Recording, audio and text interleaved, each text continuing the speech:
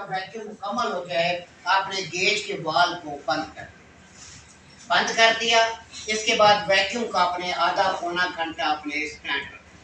जितना बेहतर जल्दबाजी में काम करे, हमें खारिश होती है, जल्दबाजी में काम करते हैं, फिर नुकसान होते हैं, फिर ये हो गया वो हो गया, रोना रोते हैं, ये नुकसान हो गया वो नुकसान हो गया। करतूत हमारे अपने होते हैं, फिर हम गिला कर रहे होते हैं अपने नसीब अपनी किस्मत से। तो ये नहीं होना चाहिए। आपको वैक्यूम स्टैंड करें, आधा पौना घंटा वैक्यूम स्टैंड हो जाए, तसल्ली हो गई, सुकून मिल गया कि मेरा वैक्यूम स्टैंड है। तो उसके बाद बिस्मिल्लाह पढ़ के आप गैस को चार्ज करें। गैस को चार्ज करने का क्या मेथड है आपका?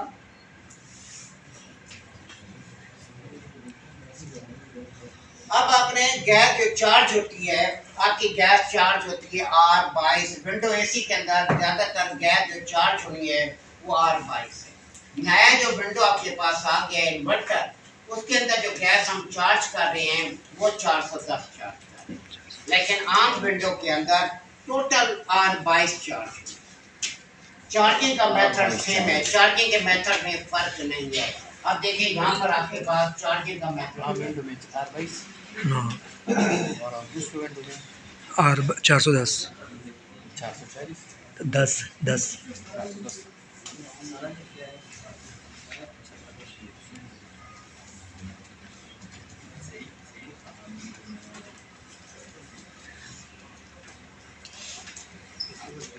अब देखिए यहाँ पे प्रोसेस असल शिद्दत है आपको मुकम्मल पर। हाँ जी, क्या मसला है तुम्हारा?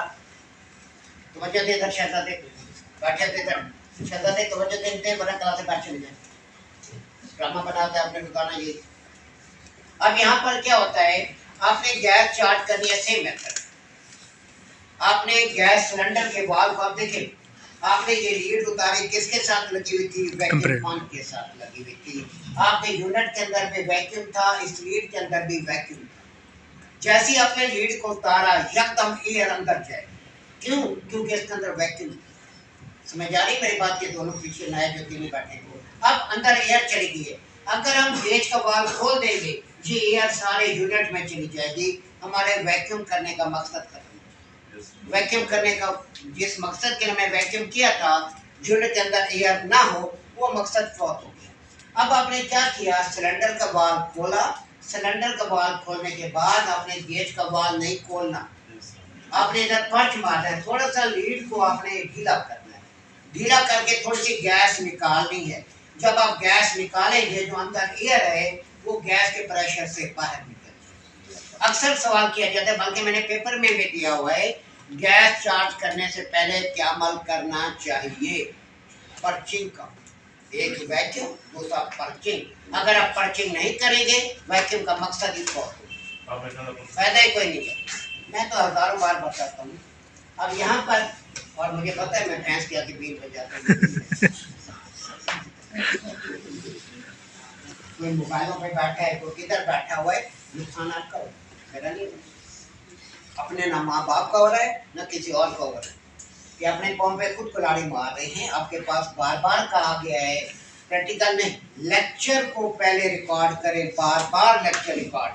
सारी गेम लेक्चर में पड़ी होती है। आपको एक एक चीज़ की हम निशानदेही करते हैं, ऐसे ऐसे करना है, इन चीज़ों का ख्याल रखना है। नहीं करेंगे खबर।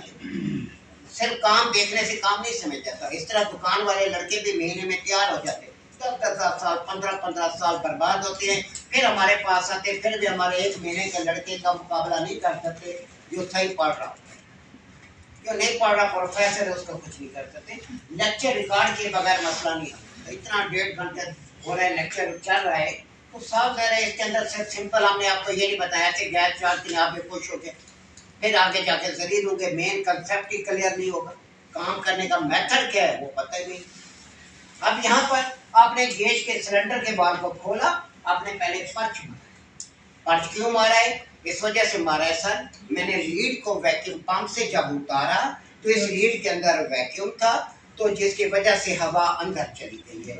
उस हवा को निकालने के लिए मैं पर्चिंग का अमल पर्चिंग कर ली। उसके बाद क्या करें? अब एसी के अंदर, कोई भी एसी है, एसी खुद बताता है मुझ में गैस पूरी हो, विंडो है, सिपरेट है, पैकेज है, खुद ही बता देगा उस्ताद गैस।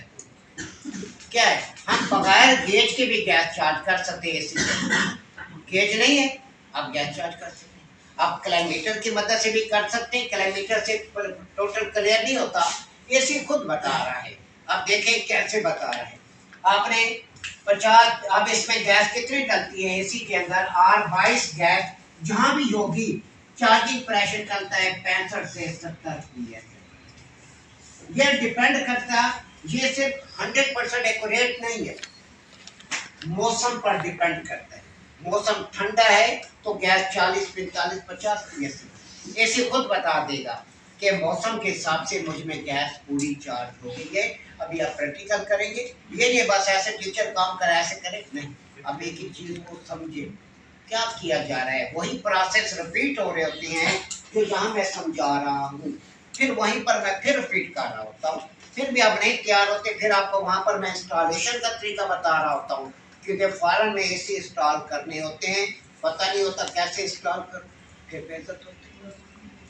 अब यहाँ पर अब हमने 65 से 70 psi गैस डालनी है, या कि ये फिक्स नहीं है, आपने इसमें 50, 60, 70 psi गैस डालनी है।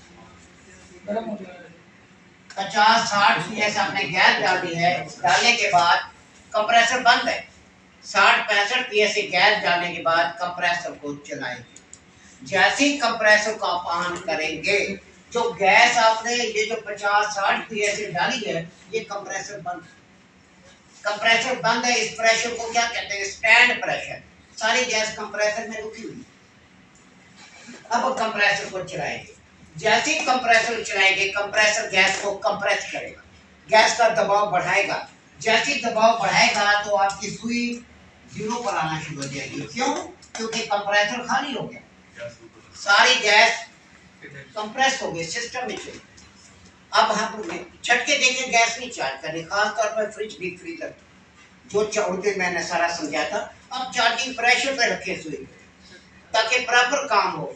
अब यहाँ पर आपने क्या करना है, सुई को 50, 60 psi पे आपने रखना, जितनी गैस आपकी चार्ज हुई।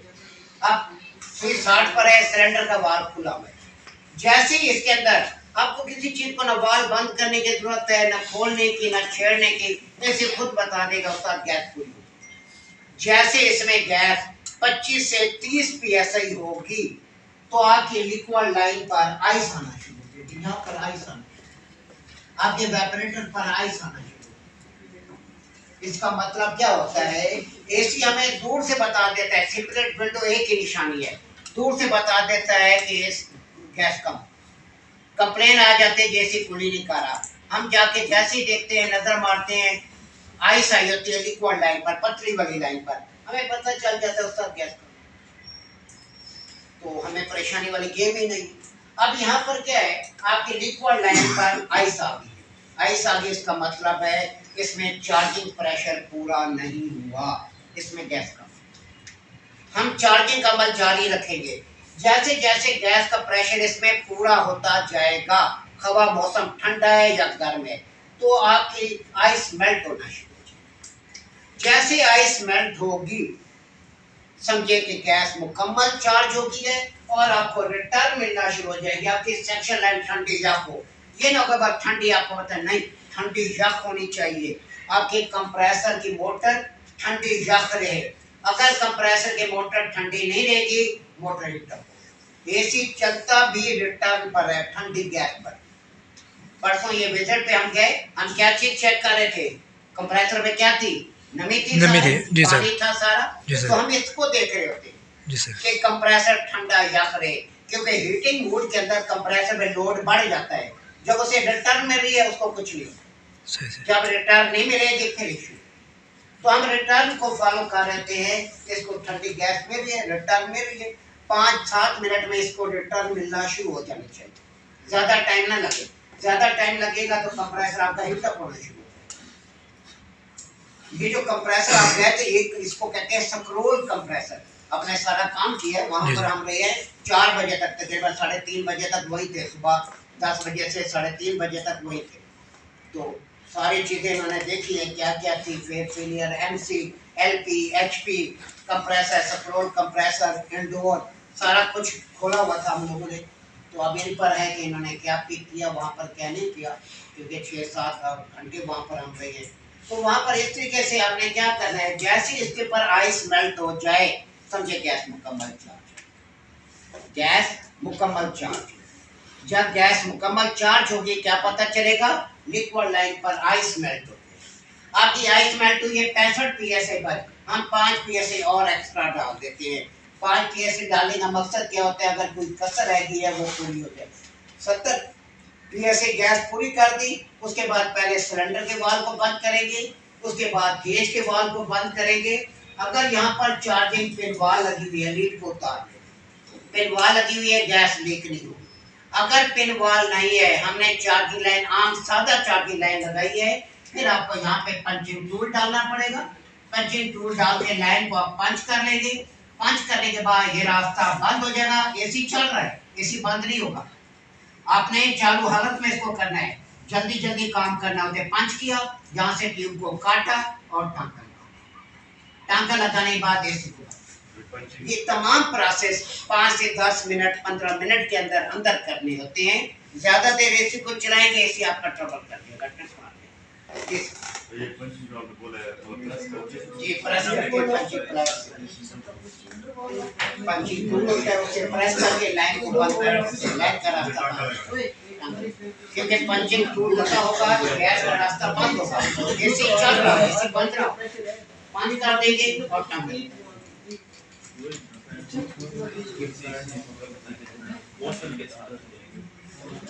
अगर मौसम आपका ठंडा है तो हो सकता है 45 psi पर, 50 psi पर, 40 psi पर आइस मेल्ट हो। समझे कि 40 psi गैस अभी 2 हफ्ता पहले या 4-5 दिन पहले हमने गैस चार्ज की है 45 psi पे चार्ज। क्यों? मौसम ठंडा था। जैसी गर्मी होगी वो जो 45 psi गैस का प्रेशर है वो ऑटोमेटिक 65 से 70 psi पर पहुंचेगा। और आइस आपके क्यों? क्योंकि गर्मी हो गई है। गैस इस मौसम में लिक्विड है, गैस का प्रेशर कम है। गर्मी के अंदर क्या होता है, आपका प्रेशर यही बढ़कर 65 से 70 psi। अगर गर्मी में आप गैस चार्ज करते हैं तो सर्दियों में गैस का प्रेशर कम हो जाएगा, गैस लिक्विड बन जाएगी, आपका प्रेशर फिर 45 से 50 psi हो जाएगा। आम एसी है या सीक्रेट एसी है, विंडो एसी है या इन्वर्टर एसी है, 10 से 15 मिनट के अंदर अंदर आपने एसी को क्लोज करना होता है, बंद करना होता है। गैस चार्जिंग में मुश्किल से 5 मिनट लगते हैं। आप कल प्रैक्टिकल करेंगे, आपके सामने आ जाएगा। ये सब कोई क्वेश्चन किसी की ये सवाल आप पहले सेंटर में आप क्लाइंट पे पूछा जाता है, कोई सवाल है आप बताएं मुझे, आप सेंटर में इंटरेक्ट कर रहे हो, जब आपसे पूछा जाता है फिर आप क्यों सेंटर में इंटरेक्ट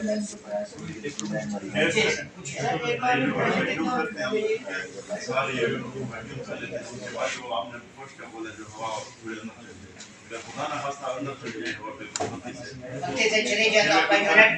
अगर एसी है तो एसी का कंप्रेसर हीट अप होगा, क्योंकि अंदर एयर है, एयर का प्रेशर गैस के प्रेशर से ज्यादा होता है, कंप्रेसर हीट अप। अगर फ्रिज वगैरह में चले जाए तो आपका यूनिट चौक हो जाएगा, कूलिंग नहीं। सब दोबारा वॉश करके दोबारा वॉश करना पड़ेगा। फ्रिज में बड़ा लंबा मसला है, एसी में इतना मसला नहीं है, फ्रिज डिफ्रीजर में लंबा मसला है। जी सर, सिलेंडर में कम से कम गैस प्रेशर psi कितना होना चाहिए? हमारे इतनी गैस होगी जितनी इसमें पूरी पड़ती है हम उतनी लेते हैं। यानी 1 टन का एसी है, 700 ग्राम 750 ग्राम गैस डलती है, तो हम 1 kg लेते हैं, क्योंकि अंदर एयर का प्रेशर भी होता है, वो अंदर मुंतकिल नहीं होता, हवा का प्रेशर यूनिट में नहीं जाता, हम 1 kg ले लेते हैं। अगर हमारा 1.5 टन का एसी है तो हम 1.5 किलो गैस ले जाते हैं, 1 किलो 200 ग्राम 1 किलो 300 ग्राम गैस डलती है। गैस बाद का दुकानदार क्या करते हैं, बड़ी हराम टोपी करते हैं, आपके साथ होगा, अभी से ध्यान में रख लें। उनके पास आप 1.5 किलो गैस लेने गए, ठीक है, उनके सिलेंडर में 1.5 किलो गैस पड़ी हुई है, वो उठा के हमें दे देंगे, वो नहीं लेनी। उसके अंदर एयर का प्रेशर पड़ा होता है, वो अपनी जान छुड़ा लेते हैं, पैसे पूरे ले लेते हैं।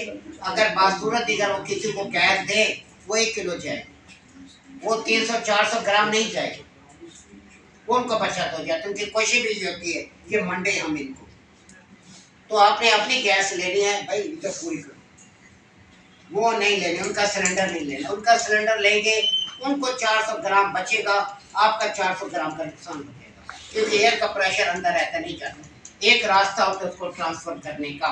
आप कंप्रेसर को अच्छी तरीके से ठंडा यक करें, गैस लिक्विड बने, वो अंदर शिफ्ट होगी, वरना वेपर अंदर नहीं जाता, एयर का प्रेशर अंदर। ये आपको हर गुण हम सिखा देते हैं। तो अपनी तरफ से तो आपको हम मास्टर बना रहे थे, लेकिन उनके लिए जो पिक कर रहे, जो नहीं कर रहे इसका। जी सर, कोई सवाल? सर गैस इसके अंदर चार्ज करने का टाइम सिलेंडर को हम सीधा रखेंगे या उसका थोड़ा टेढ़ा करके? नहीं, इसको आम एसी की बात कर रहा हूँ, कुछ लिक्विड कुछ वेपर। क्योंकि शुरू में इसको रफ्तार नहीं मिलती, तो कंप्रेसर के हीटअप होने के चांस होती है। तो हम हीटअप होने से बचाने के लिए कुछ हम लिक्विड देंगे, पहले लिक्विड देंगे, फिर कुछ देर बाद फिर वेपर देंगे, लिक्विड वेपर मिक्स करते रहते हैं। मसलन उल्टा करेंगे तो लिक्विड जाएगा? ये तो आपके सिलेंडर के ऊपर है ना, कितनी गैस है। अच्छा, अगर गैस ज़्यादा है तो सिलेंडर खड़ा भी रहे फिर भी लिक्विड जाएगा, अगर गैस थोड़ी है फिर उल्टा करना पड़ेगा आपको। इन्वर्टर टोटल हम लिक्विड पे चार्ज करते हैं, इन्वर्टर हम वेपर पे चार्ज नहीं करते। आम एसी लिक्विड वेपर हम मिक्स कर रहे हैं। बाकी ये उल्टा सीधा करने के बाद अब आप बहुत बंदे हैं, मैं आपको फिर मेरी दुकान खराब करेंगे। नहीं सर, वो फ्रिज के अंदर भी कैसे ही करेंगे? सर एक बार में कितना प्रेशर दे सकते हैं? जी सर, एक बार में प्रेशर कितना दे सकते हैं? एक बार बराबर है 14.5 PSI या 6 PSI। नहीं, इनका कहने का मतलब है कि हमने एक दफ़ा जैसे गेज खोली है तो उसकी जो हमारी PSI की सुई ऊपर जा रही है वो कहाँ तक जाए? हम उसे स्टैंड प्रेशर पे रख देते हैं। स्टैंड प्रेशर, चार्जिंग प्रेशर है जी उसी पे हम होल्ड करते हैं। ये आपकी मर्जी है, आप जिस तरह भी चार्ज ठीक है। तो हमने अपने चार्जिंग प्रेशर पूरे करने होते हैं। बेहतरीन रास्ता ये है कि जो उसका चार्जिंग प्रेशर है सुई को उसी पे होल्ड कर दें, कुछ देर गैस जाने दें। एसी खुद बता देता है, जैसी गैस पूरी हो जाएगी इस पर आइस खत्म हो जाएगी, जैसी गैस कम होगी इसके ऊपर आइस आई होगी। तो इसमें कोई इशू नहीं है कि आप गैस को कैसे चार्ज करते हैं। हम लोग इसमें ज़्यादा प्रेशर नहीं देते हैं, जितना इसका चार्जिंग प्रेशर है उसी पे गैस को चार्ज करते हैं। 65 PSI गैस चार्ज होनी हमें पता है, हम गैस को 65 पर सुई को 65 पर होल्ड कर देते हैं। जैसे गैस पूरी हो जाएगी, कम होगी, आइस आई होगी, जैसे ही आइस खत्म हो जाएगी समझे गैस पूरी होगी। 40 PSI पर हुई है या 50 PSI पर हुई है, वो तो मौसम पर डिपेंड करता है। ये नहीं कह सकते कि हाँ जितनी चार्ज हुई है इतनी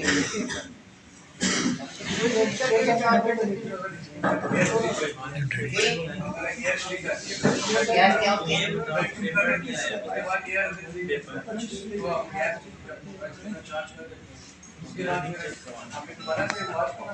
नहीं, विंडो की बात करें, किसकी बात करें?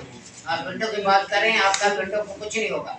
आपका विंडो में ये होगा, आपका कंप्रेसर हीटअप हो जाएगा। अगर एयर ज्यादा है कंप्रेसर साफ तरह सारी गैस निकालेंगे, वैक्यूम करेंगे, तुम्हारा गैस साफ तरह पुरानी गैस जो नहीं उसमें अंदर एयर मिक्स होगा। ऐसा होता नहीं है। आप सवाल कर रहे हैं, हम कहने के जोर नहीं है कि अंदर एयर जाने देंगे। हमारे पास पैसे हराम के नहीं होते कि हम इतनी बड़ी गलतियां करेंगे नहीं करेंगे। अनाड़ी बंदा करेगा जो काम कर रहा है, जो बंदा समझदार है काम कर रहा है और वो वहाँ दुकान खोली है उसने, इस गलती के तो सोच भी नहीं सकते वो ऐसी गलती करेगा, तस्वर भी नहीं कर सकते। ये पढ़ने आप पहले बता एसी का भी बताया, ये भी बता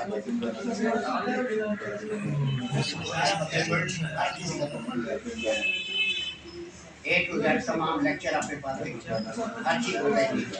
ये हो नहीं सकता कोई लेक्चर दिया गया और कंप्लीट हो फिर आप प्रोफेसर बन के बैठे वो लेक्चर रिकॉर्ड नहीं। अब इस सवाल के अंदर इस विंडो के अंदर कोई ऐसी चीज नहीं जो ना बताएंगे। आप कल को पूछिए, हाँ जी आपके पास रिकॉर्ड ही नहीं है, कुछ नहीं है, तो फिर आप मेरे पास कोई इलाज नहीं, क्योंकि इंसान है। आपको एक दिन अभी याद नहीं, तभी मैं पूछ तो मैंने समझा अभी आप जवाब नहीं दे सकते। चार्ज करने तो 10-12 दिन पुरानी बात होगी। इस वजह से आपको कहा जाता है बार-बार शब्द है, आप मुंह में टिकम खा के बैठे आराम से। तो इस तरीके से ना क्लास में आने का एटिकेट है ना ये सीखने का।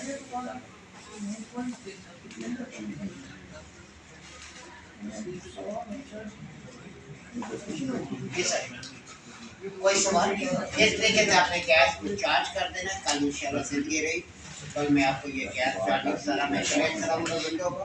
फिर हमारे पास इन्वर्टर में एसी में सेपरेट है इन्वर्टर, हम बतौर इन्वर्टर में हीटिंग कूलिंग मूड दोनों आपको समझाते हैं, रिमोट का तरीक़ेकार। कल का जो हमारा टॉपिक है गैस चार्ज करना, गैस को रिकवर करना। आप एक एक्स्ट्रा चीज़ हम सिखाते हैं जहाँ पे आपके कोर्स आउटलाइन में नहीं है कि रिकवर करने से क्या मुराद है। आप पाकिस्तान में काम कर रहे हैं या फॉरेन में, आपके पास कोई एसी आ गया है जिसका कंप्रेसर ख़राब है, कंप्रेसर नहीं चल रहा, कंप्रेसर जल गया है, तो ऐसी सूरत में जो एसी के अंदर गैस मौजूद है, बिल्कुल 1.5 टन का एसी आ गया, 2 टन का एसी आ गया, आपको पता है उस्ताद इसमें 5-7 हज़ार की गैस पड़ी हुई है।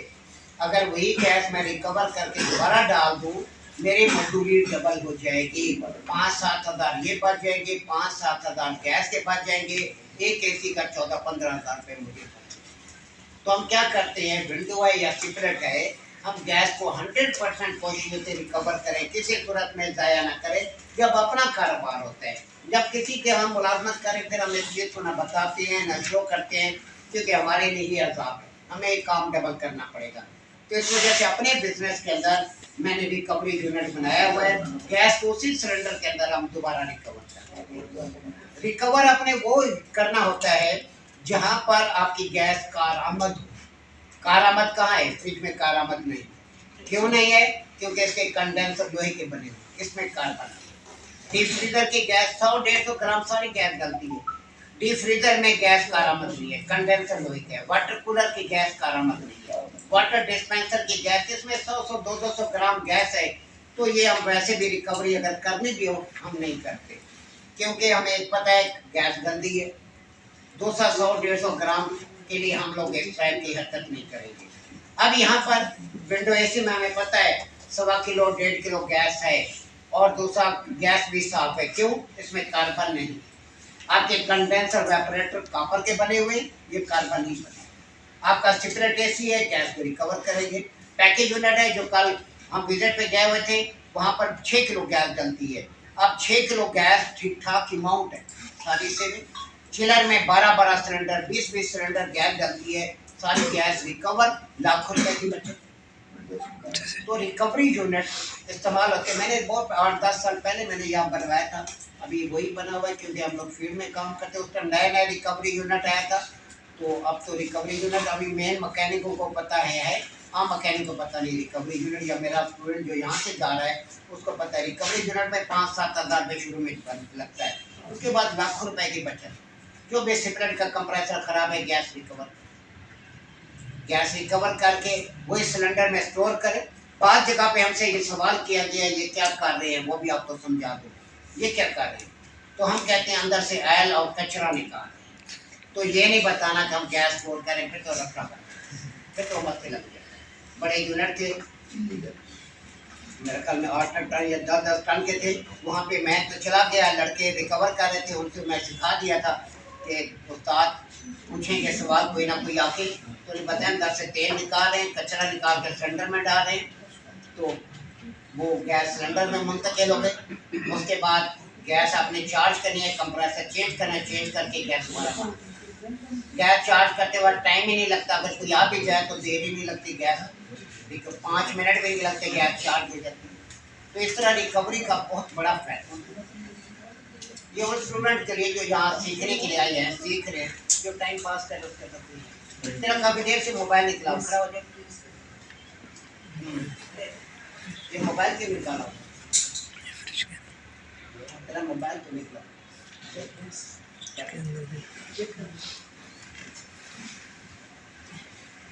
जी कोई सवाल किसी सर फ्रिज के हवाले से है कि हम लोग आपने हमने सिखाया था कि कंडेंसर और वेपरेटर को सेपरेट हम चार्जिंग गेज लगा के उसके साथ उसकी सफाई भी करेंगे, चेक में कि आप अलग कंडेंसर अलग वॉश करेंगे, वेपरेटर अलग वॉश करेंगे। जी सर। अगर यूनिट में लीकेज है, आपका पंप ठीक है, तो ऐसी सूरत में हम अलग अलग दोनों को प्रेशर देंगे। जी जी। 200 PSI प्रेशर दें, जिसमें लीकेज होगी उसका प्रेशर बढ़ा। उसके बाद सर जो कंडेंसर है, ये हमें जो बाहर वाला ओपन नज़र आ रहा है, लेकिन जो अंदर बॉडी वाला कंडेंसर है उसे हमें आइडिया कैसे होगा कि अंदर कितना बड़ा है, कि उसको सेपरेट करना है कि अंदर वाला बॉडी कंडेंसर खराब होगा। आपने कंडेंसर में प्रेशर दे दिया, जी सर, कंडेंसर का प्रेशर ड्रॉप हो गया, जी जी, तो ऊपर कंडेंसर लीक नहीं होता है, इंटरनली लीक होता है। तो सर उसके लिए हम कितनी रेटिंग का दोबारा लगाएंगे ये? मैंने लिखा है, सारा बताया था, लिख के बताया था। अच्छा ये सारा मैंने लिख के बताया था। इस साइज के साथ इस साइज का कंप्रेसर कंडेंसर लगेगा, ये साइज कंप्रेसर होगा। चलो ठीक है, मैं देख रहा सर, देख रहा था। अरे 11 महीने का टाइम हो गया उसको। तकरीबन 10.5 साल।